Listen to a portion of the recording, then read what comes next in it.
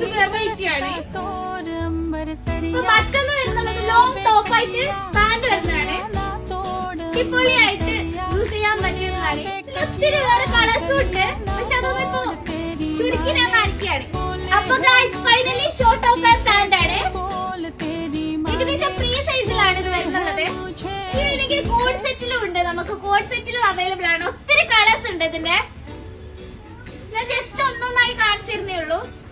Full sleeve വരുന്നതും ഉണ്ട്.